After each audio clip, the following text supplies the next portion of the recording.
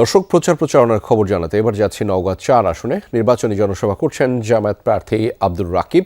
সেখানে আছেন সহকর্মী শফিক ছোটন। তার মাধ্যমে জানাবো সেখানকার পরিস্থিতি। ছোটন, নির্বাচনী প্রচারে প্রার্থী কি ধরনের প্রতিশ্রুতি দিচ্ছেন সেটি একটু জানাবেন। এছাড়া ভোটারদের সাথে নিশ্চয়ই আপনার কথা হয়েছে, তাদের প্রতিক্রিয়াও জানাতে চাই আপনার মাধ্যমে।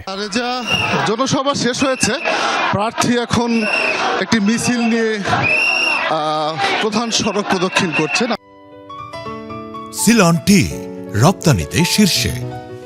আমরা ক্যামেরার সামনে যদি সরাসরি দেখাই, তিনি মিছিলের নেতৃত্ব দিচ্ছেন এবং তার পেছনে শত শত হাজারো মানুষ, সাধারণ ভোটার এবং জামায়াতের কর্মী সমর্থকরা তারা যোগ দিয়েছেন। মান্দা উপজেলার একটি উপজেলা নিয়ে একটি আসন, যার কারণে প্রতিটি ইউনিয়ন থেকে জামায়াতের নেতাকর্মীরা আজকের জনসভায় যোগ দিয়েছিলেন এবং তারা জনসভা পরবর্তী যে মিছিল, সেই মিছিলে যোগ দিয়ে তারা কিন্তু মিছিল নিয়ে উপজেলা সদরের দিকে যাচ্ছেন।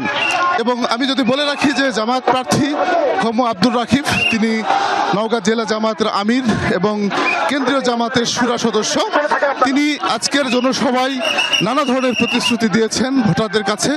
এই মান্দা উপজেলার রাস্তাঘাটের উন্নয়ন, বিশেষ করে যারা কর্মহীন হয়ে আছেন, যারা বেকার, তাদের বেকারত্ব দূরীকরণে বিভিন্ন রকমের পদক্ষেপ তিনি গ্রহণ করবেন এবং একই সাথে তিনি এই অঞ্চলের বিভিন্ন শিক্ষা প্রতিষ্ঠান, ধর্মীয় প্রতিষ্ঠানের উন্নয়নে তিনি ভূমিকা রাখতে চান। জাতীয় সংসদে তিনি গিয়ে এই অঞ্চলের মানুষের কণ্ঠস্বর হয়ে কথা বলতে চান। সব মিলিয়ে আসলে তিনি যে প্রচারণা চালাচ্ছেন, তিনি আশাবাদী এই নির্বাচনে জনগণের ভোটে তিনি নির্বাচিত হবেন এবং নির্বাচিত হতে পারলে তিনি সংসদে গিয়ে এই অঞ্চলের মানুষের কথা তুলে ধরবেন। সে খবরই জানছিলাম আপনার মাধ্যমে। ধন্যবাদ শফিক ছোটন আমাদের সাথে যুক্ত হওয়ার জন্য।